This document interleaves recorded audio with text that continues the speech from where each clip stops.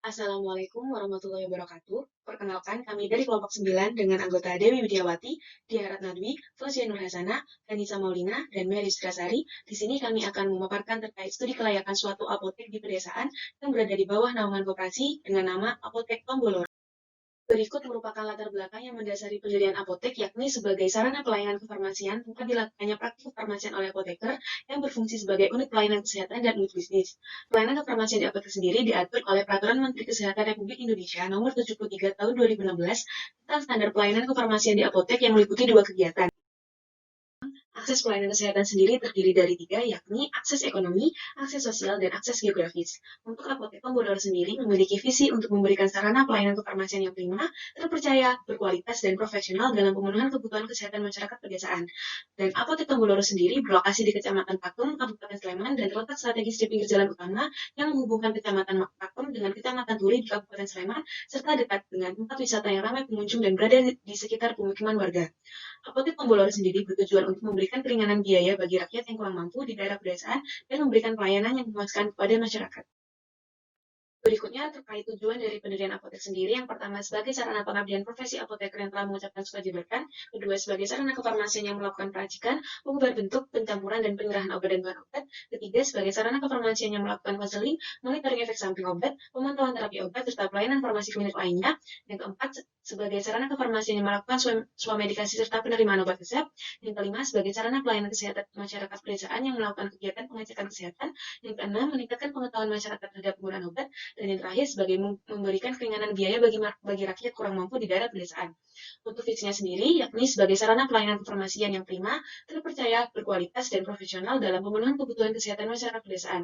Sedangkan untuk misinya sendiri, untuk memberikan pelayanan kefarmasian yang cepat, tepat, dan ramah kepada masyarakat, menyediakan obat dan alat kesehatan yang terjangkau, berkualitas, aman, dan berizin edar, serta menyediakan informasi kesehatan dan konsultasi kefarmasian secara profesional. Berikutnya terkait aspek apotek yang ditinjau dari profil apotek terlebih dahulu. Untuk nama apoteknya sendiri yakni Apotek Tomboloro yang beralamat di Kecamatan Patung, Kabupaten Sleman, Daerah Istimewa Yogyakarta dengan luas tanah sebesar 5,6 meter persegi dan luas bangunan sebesar 37,5 meter persegi. Berikut merupakan desain Apotek Tomboloro.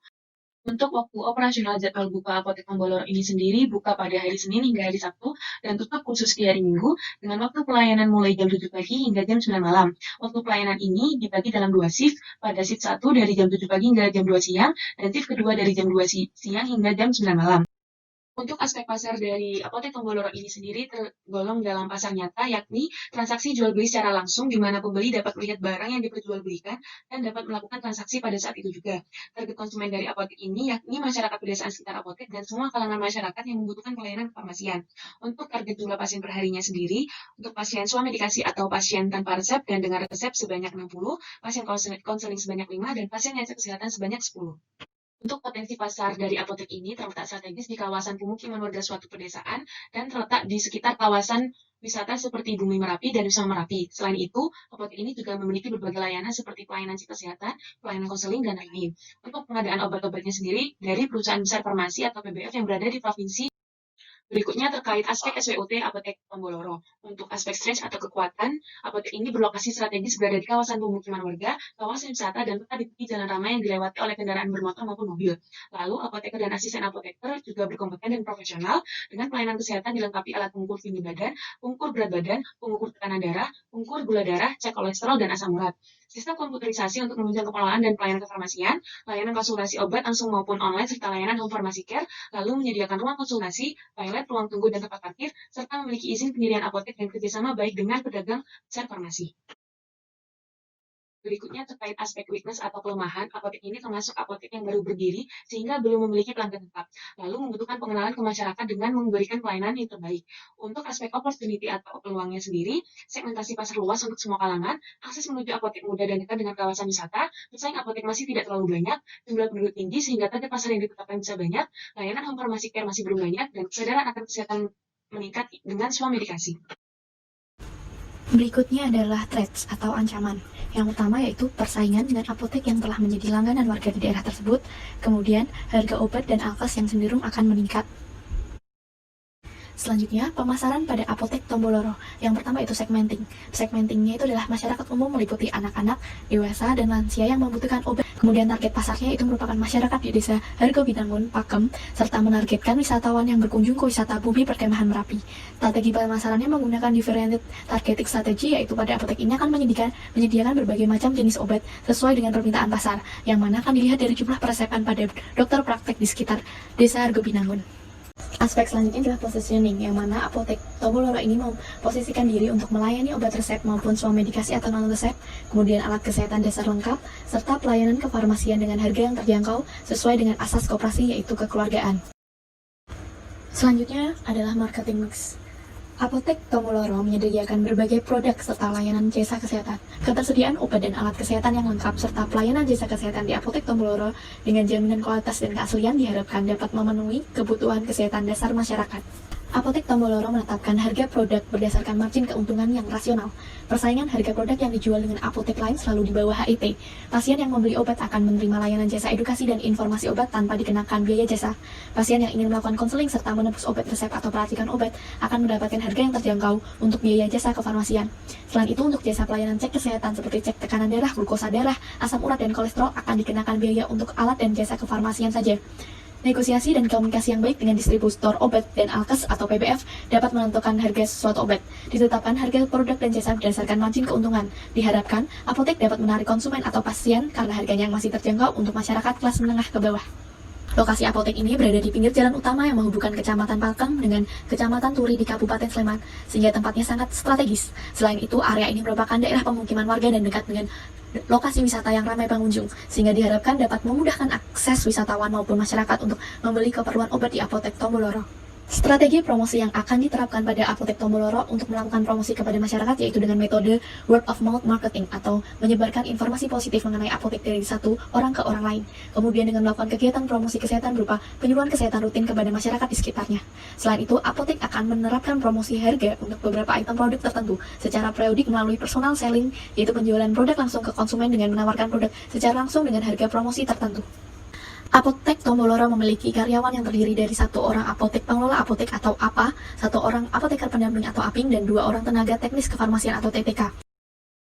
Dalam pengelolaan sumber daya manusia di apotek diperlukan komunikasi efektif dan administrasi yang efisien. Pengelolaan yang dilakukan meliputi pengelolaan SDM apotek dan pengelolaan beban kerja masing-masing SDM yang berdasarkan pada jam kerja di apotek. Susunan SDM di Apotek Tomboloro adalah sebagai berikut. Hari kerja Senin sampai Sabtu dan jam pelayanan dari jam 7 sampai jam 9. Pembagian jam kerja SDM Apotek Tomboloro dengan waktu pelayanan jam 7 sampai jam 9 WIB setiap hari Senin sampai Sabtu adalah sebagai berikut. Apoteker pengelola apotek atau APA memiliki tanggung jawab sebagai berikut: menentukan arah dan mengambil keputusan dalam seluruh kegiatan apotek, membuat peraturan untuk dilaksanakan di apotek, serta mengawasi kinerja SDM lain dan mengawasi pelaksanaan peraturan yang dibuat. Kemudian tugas apoteker pengelola apotek yaitu membuat visi, misi, tujuan, strategi, dan program kerja di apotek, membuat SOP setiap kegiatan apotek, melakukan perencanaan, pelaksanaan, pengendalian, dan pengawasan terhadap komoditas apotek, mengarsipkan seluruh dokumen terkait perencanaan hingga penerimaan komoditas apotek dari distributor, menetapkan harga dan menetapkan strategi promosi apotek, melaksanakan pelayanan kefarmasian untuk pasien, menandatangani dokumen terkait pelayanan kefarmasian pasien, serta mengelola dan melakukan evaluasi kinerja SDM serta program apotek secara berkala. Apoteker pendamping atau APING memiliki tanggung jawab sebagai berikut: melaksanakan tugas dan kewajiban sebagai apoteker pendamping sesuai instruksi dari APA, bertanggung jawab kepada APA. Kemudian tugas apoteker pendamping yaitu melaksanakan SOP dan peraturan yang telah dibuat oleh APA, menggantikan APA apabila APA berhalangan hadir, melaksanakan pelayanan kefarmasian untuk pasien, serta membantu APA dalam pelaksanaan tugas sebagai apoteker. Tanggung jawab dan tugas tenaga kerja untuk tenaga teknis kefarmasian atau TTK. Yang pertama, melaksanakan tugas dan kewajiban sesuai instruksi APA, bertanggung jawab kepada APA, melaksanakan SOP dan peraturan, membantu pelaksanaan pelayanan kefarmasian, membantu apoteker dalam pelaksanaan tugas administrasi, melaksanakan tugas pemeliharaan, kerapihan, serta keteraturan sarana dan prasarana di apotek, melaksanakan tugas transaksi dan administrasi. Untuk organisasi dari Apotek Tomboloro, untuk pemilik sarana apoteknya yaitu koperasi. Apoteker pengelola apotek atau APA merupakan apoteker yang bertanggung jawab atas Apotek Tomboloro tersebut. Kemudian APA didampingi oleh apoteker pendamping atau APING dan dibantu oleh 2 tenaga teknis kefarmasian. Standar operasional prosedur di Apotek Tomboloro yang pertama yaitu SOP manajerial apotek yang terdiri dari rekrutmen pegawai, latihan pegawai baru, pakaian pegawai, laporan kerja bulanan pegawai, rapat, kehadiran pegawai, izin kerja, dan pengunduran diri. Kemudian SOP pengelolaan sediaan farmasi, alat kesehatan, dan bahan medis habis pakai, terdiri dari perencanaan, pengadaan, penerimaan, penyimpanan, pemusnahan, pengendalian, pencatatan, dan pelaporan. Untuk SOP pelayanan, terdiri dari pengkajian dan pelayanan resep, dispensing, pelayanan informasi obat, konseling, pelayanan home pharmacy care, pemantauan terapi obat, dan monitoring efek samping obat. Neraca awal perusahaan untuk aktiva tetap sebesar Rp57.995.000. Untuk aktiva lancar yaitu sebesar Rp145.938.000, sehingga total aktiva sebesar Rp203.933.000. Untuk ekuitasnya yaitu modal koperasi sebesar Rp203.933.000. Rencana laporan keuangan. Tahun pertama, harga beli per tahun untuk persediaan di apotek sebesar Rp623.430.000. Kemudian harga jual per tahunnya Rp831.970.000. Kemudian untuk pendapatan setelah pajak sebesar Rp823.650.300 dan didapatkan laba kotor sebesar Rp200.220.300. Berikut merupakan pendapatan setelah pajak di tahun ketiga yang mengalami peningkatan di tahun-tahun sebelumnya. Begitu pula pada tahun keempat dan tahun kelima yang mengalami peningkatan secara signifikan dari harga belinya, harga jual per tahun, pendapatan setelah pajak, dan laba kotornya sendiri. Total beban usaha pada tahun pertama terdapat Rp119.400.000, pada tahun kedua Rp126.600.000, pada tahun ketiga Rp136.200.000, pada tahun keempat Rp143.400.000, dan pada tahun kelima total beban usaha terdapat Rp151.800.000. Selanjutnya adalah laba bersih apotek. ROI dihitung dari laba bersih dibagi total investasi dikali 100%. ROI pada tahun pertama adalah 39,6%, tahun kedua 51,7%, tahun ketiga 59,5%, tahun keempat 78,3%, dan tahun kelima 96%. ROI ini merupakan indikator yang menunjukkan seberapa besar laba atau keuntungan yang didapatkan dari modal yang dikeluarkan. Idealnya nilai ROI adalah lebih besar atau sama dengan 12%. Berdasarkan perhitungan, ROI apotek sudah melebihi target di tahun pertama dengan nilai sebesar 39,6%.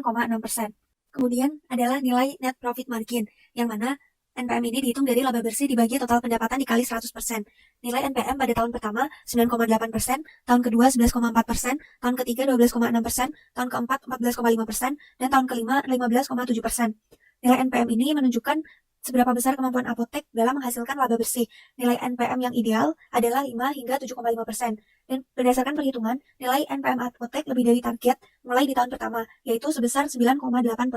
Break-even point, nilai BEP pada tahun pertama adalah Rp491.178.196, tahun kedua Rp504.076.682, tahun ketiga Rp508.616.906, tahun keempat Rp507.945.339, dan pada tahun kelima Rp532.153.377. Nilai BEP ini merupakan titik di mana biaya dan pendapatan mengalami keseimbangan, sehingga pada titik BEP ini tidak terdapat kerugian atau keuntungan yang diperoleh oleh suatu usaha. Nomor 4 adalah payback period. Payback period apotek ini adalah 1,85. Payback period digunakan untuk mengetahui jangka waktu pengembalian uang yang ditanamkan dalam investasi. Nilai payback period yang dapat diterima adalah kurang dari 5 tahun untuk dikatakan layak. Sehingga berdasarkan perhitungan, didapatkan nilai payback period selama 1,85 tahun. Sehingga proyek pendirian apotek ini dapat dikatakan layak. Nilai DPP dari perhitungan adalah 1,5 tahun, yang mana nilai discount rate atau suku bunga pinjaman yang digunakan adalah 10%. Nilai DPP yang dapat diterima adalah kurang dari 5 tahun, sehingga nilai DPP pada proyek ini, yaitu 1,5 tahun, dapat dikatakan proyek ini layak. Nomor 6 adalah Net Present Value atau NPV. NPV ini merupakan kriteria yang digunakan untuk membandingkan initial investment dengan nilai penerimaan kas bersih sekarang, yang mana hasil berdasarkan perhitungan DPP, NPV dari rencana pendirian apotek ini adalah Rp278.457.903, dan nilai NPV yang dihasilkan ini adalah positif atau lebih dari 0, sehingga pendirian apotek ini layak. Kemudian nomor 7 adalah Internal Rate of Return atau IRR, dan Modified Internal Rate of Return atau MIRR. Berdasarkan perhitungan, nilai IRR didapatkan 47%, sedangkan nilai MIRR adalah 31%. IRR merupakan perhitungan tingkat bunga yang membuat nilai sekarang perkiraan arus kas masuk sama dengan nilai sekarang ekspektasi arus kas keluar. Usulan proyek akan diterima apabila tingkat bunga hasil perhitungan IRR lebih besar daripada tingkat bunga relevan. Nilai IRR pada tahun ketiga lebih besar dari nilai R 10%, yaitu 22%, yang menunjukkan bahwa proyek dapat diterima. Kemudian MIRR menunjukkan pengembalian laba atas investasi internal yang dimodifikasi untuk laba yang diperoleh dalam periode waktu tertentu. MIRR memperhitungkan biaya investasi maupun bunga yang diterima dari penginvestasian kembali kas. Berdasarkan perhitungan, menggunakan Microsoft Excel, didapatkan nilai IRR sebesar 47% dan MIRR sebesar 31%.